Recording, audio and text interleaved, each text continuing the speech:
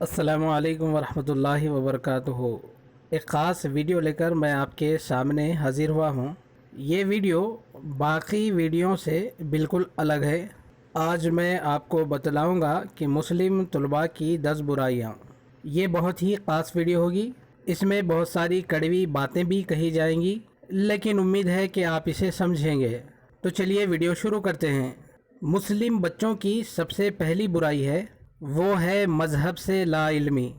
आज के दौर में 100 में 80 बच्चे ऐसे मिल जाते हैं जिनको अपने मज़हब से कोई लेना देना नहीं है, जो मज़हब की बुनियादी बातों को भी नहीं जानते। वो नहीं जानते कि प्यारे नबी सल्लल्लाहु अलैहि वसल्लम का पूरा नाम क्या है।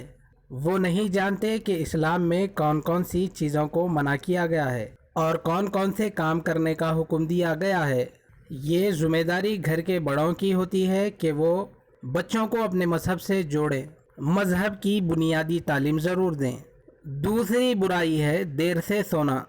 जी हाँ, आज ये बीमारी सबको लग चुकी है, ख़ास तौर पर मुस्लिम तलबा तालिबात को और हमारे बड़ों को भी। देर से सोने की आदत जहन को मफलूज कर देती है। इनके अंदर सोचने समझने की सलाहियत नहीं होती, ये अंदर से खोखले होकर रह जाते हैं। कुदरत का कानून है जल्द सोना और जल्द जागना। कुदरत के कानून से अगर हम खेलेंगे तो इसका नतीजा बहुत ही बुरा निकलेगा।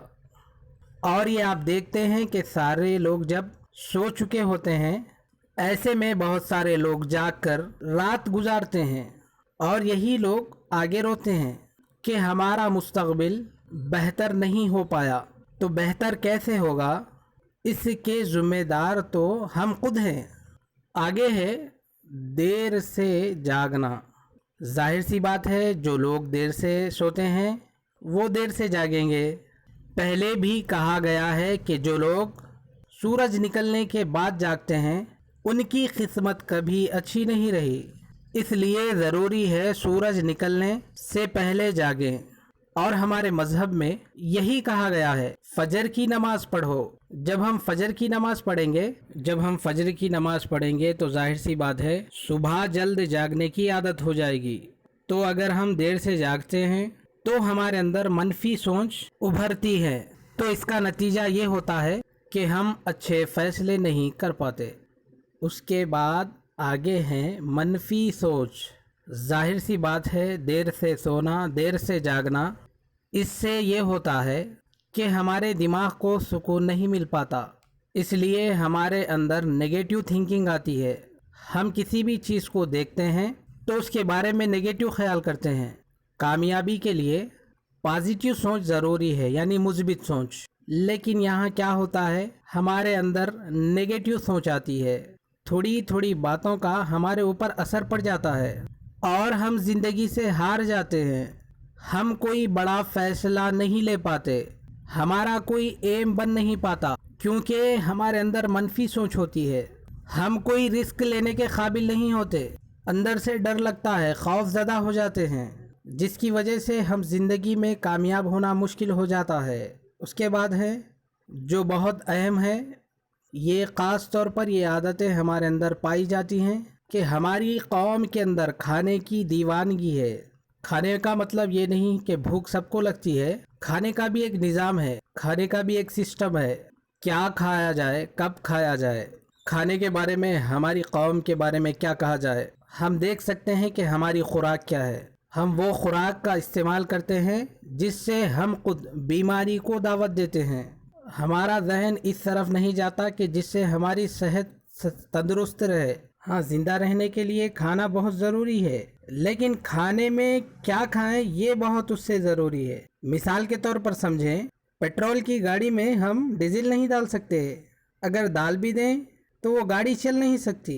इसी तरीके से हम भी सेहत के लिए नुकसानदार चीज़ों को तर्क कर दें। उसके बाद हैं गैर ज़रूरी कामों में उलझना।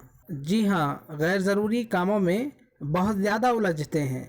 दिखावा होता है कि हम सबसे बेहतर हैं, इसलिए ग्रुप भी बनता है। ग्रुप का नतीजा ये होता है कि अक्सरियत जिसकी होती है वो नेगेटिव लोगों की होती है, جس کا نتیجہ یہ ہوتا ہے کہ ان کو پڑھائی سے کوئی مطلب نہیں، ان کی صحبت اتنی بری ہو جاتی ہے کہ انہیں کتابوں سے نفرت ہو جاتی ہے۔ ان کا شوق کیا ہوتا ہے؟ بائکنگ، یعنی گاڑی چلانا، وہ بھی تیز رفتار سے، بلکہ ایسا چلانا بائک چلا رہے نہیں بلکہ اڑا رہے ہوں۔ نتیجہ یہ ہوتا ہے کہ تیز رفتار لوگ زندگی میں بہت پیچھے رہ جاتے ہیں، کامیابی کی رفتار میں ہار جاتے ہیں۔ اس کے بعد ہے غیر ضروری چیزوں کی خریداری۔ اگر آپ دیکھیں گے تو مہنگے مہنگے موبائل خریدیں گے، ان کا پہننے کا ڈریس بہت مہنگا، ان کے پہننے کی چپل بہت مہنگی، یعنی دکھاوا اتنا زیادہ ہوتا ہے کہ ہم دوسروں سے بہتر ہے، اور یہی نتیجہ نکلتا ہے کہ دھیرے دھیرے کتاب سے دور ہو جاتے ہیں، کیونکہ ان میں دکھاوے کی چیزیں پیدا ہو جاتی ہیں۔ جب اچھے بچے، محنتی بچے کتابوں میں الجھتے ہیں، کتابوں میں کھوئے ہوئے رہتے ہیں، اس وقت یہ لوگ سوشل میڈیا پہ چھائے ہوئے رہتے ہیں اور نئی نئی پوسٹ ڈالتے رہتے ہیں، اور سب سے اخیر ہے مستقبل سے بے پرواہ رہنا۔ ان کو اپنے مستقبل کی کوئی فکر نہیں ہوتی، بالکل نہیں ہوتی مستقبل کی فکر، یہ صرف حال میں ہی جیتے ہیں۔ ان کو پریزنٹ سے مطلب ہوتا ہے، اس پریزنٹ کو بہتر بنانے کے لیے، اپنے آپ کو بہتر ثابت کرنے کے لیے یہ بری سے بری حدوں تک پہنچ جاتے ہیں، اور اس کا نتیجہ یہ ہوتا ہے ان کا مستقبل تاریک ہو کر رہ جاتا ہے۔ یہ ویڈیو میں نے اپنے دل کی آواز، یعنی دل میں جو باتیں تھی وہ کہی ہے، ہاں، لیکن سبھی بچے اس میں شامل نہیں ہیں، کیونکہ بہت سارے طلباء و طالبات ایسے بھی ہیں کہ وہ صرف پڑھنے کے اندر توجہ دیتے ہیں، دوسروں کی مدد کرنے میں توجہ دیتے ہیں، لیکن اکثریت جن کی ہے میں اس کو یہاں پر بیان کیا ہوں۔ میں دعا کرتا ہوں کہ اللہ نہ کرے آپ کے اندر یہ عادتیں موجود ہوں۔ اللہ تعالیٰ ان تمام عادتوں سے ہم سب کو محفوظ عطا فرمائے، کیونکہ ایسی عادتوں سے ہم خود پریشان ہوتے ہیں اور گھر والوں کو پریشان کرتے ہیں، گھر والوں کے ساتھ ساتھ باہر والوں کو بھی پریشانی ہم لوگوں کی وجہ سے ملتی ہے۔